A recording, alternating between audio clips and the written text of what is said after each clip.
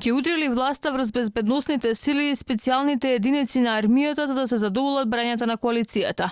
Професорот по безбедност Александар Нацев обвинува дека председателот на државата Стево Пендаровски и министерката за одбрана Радмила Шекеринска имале своја агенда за расформирање на најелитниот состав на нашата армија, полкот за специјални операции. Според Нацев, ваквиот план бил дел од ветувањата кои биле дадени на албанскиот коалиционен партнер ДУИ, а со кој треба да се отвори можност во баталјонот за специјални намени Волци да се примаат само кадри што ќе бидат одобрени од ДУИ. Шекеринска и Пендаровски имаат друга агенда – да го расформираат најелитниот состав на нашата армија, полкот на специјални операции. Овој потек не само што е контра евроатлантските заложби, бидејќи НАТО и Европската Унија ја препознаа потребата од вложување во специјални единици на армијата на Република Македонија, туку е антимакедонска, но и антиетничките малцинства. Имено идејата да се покаже пред албанскиот електорат дека албанци ќе бидат дел од БСН Волци, главната причина заради која се растура полкот на специјални операции е само фасада на задоволување на потребите на ДУИ.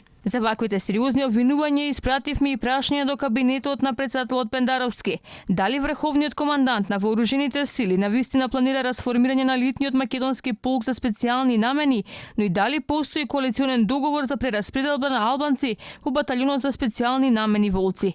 Одговорот се уште го очекуваме, но ваквите информации за политички тактизирања не се единствените. Договорот на двоецот Заев Ахмети за партиски вработување на лица блиски до ДУИ направи раздори во Агенцијата за национална безбедност, каде за малцинствата дури беше намален и прагот на бодување за вработување на новите кандидати.